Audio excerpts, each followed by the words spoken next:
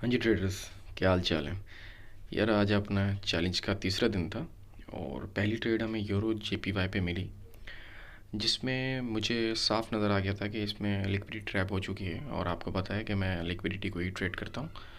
तो जब लिक्विडिटी मैंने देखा 15 मिनट के अंदर ट्रैप हुई हुई है, और फिर मैंने चेक किया कि क्या इसका जो स्ट्रक्चर है बाई साइड पे कन्वर्ट हुआ है या नहीं हुआ।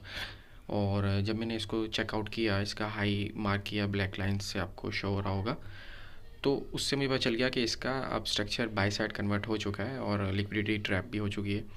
फिर मैंने कहा कि कोई ना कोई तो मुझे या तो फेयर वैल्यू गैप चाहिए, उसका लिक्विडिटी ट्रैप हुई हुई हो बाई करने के लिए, या कोई डिमांडेड एरिया। तो मुझे एक 5 मिनट के चार्ट के अंदर डिमांडेड एरिया मिल गया, और मज़े की बात उस वक्त ये हुई कि उसमें भी लिक्विडिटी ट्रैप ऑलरेडी हो चुकी थी। तो बस फिर क्या, हमने अपना जल्द से जल्द फिबोनाची टूल लगाया और उसके अंदर अपना 0.5 से 6 का मार्क करके वहाँ से हमने अपना एंट्री पिकअप कर ली, और जल्दी से अपने ब्रोकर पे गए और वहाँ पे मैंने ऑर्डर क्लिक कर लिया था।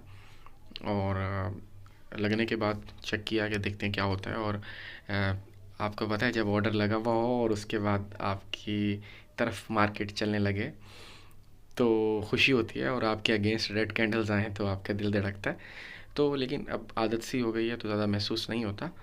तो वेट करने लगे हम, वेट करते करते लेकिन एकदम ही हमें एक शूट अप मिला, मूव होने लगे।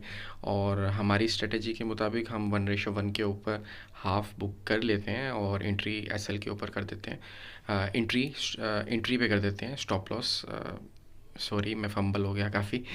तो हमारी वहाँ पर फर्स्ट टी भी हिट हो गई थी, हाफ प्रॉफिट बुक कर चुका था मैं, और एसएल भी एंट्री पे डाल चुका था। और उसके बाद वेट करने लगे हम। वैसे एसएल एंट्री पे हिट होता तो बाल बाल बचा था, लेकिन बचत हो गई थी। और उसके बाद हमारी सेकंड टीपी भी हिट हो जाती है। और इस पहली ट्रेड अच्छी जाने के बाद मुझे कॉन्फिडेंस रहा, मैंने कहा कि दूसरी ट्रेड भी फाइंड करते हैं, एक दिन में दो मुनासिब है ट्रेड कर लेनी चाहिए।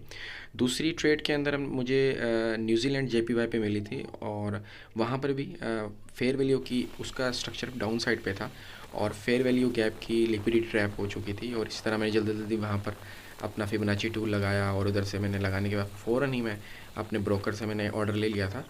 और उसके बाद यहाँ पर बात ये है कि एंट्री हमारी हिट तो हुई थी, लेकिन मैंने जब बाद में ब्रोकर पे देखा तो मेरी एंट्री लगी नहीं थी।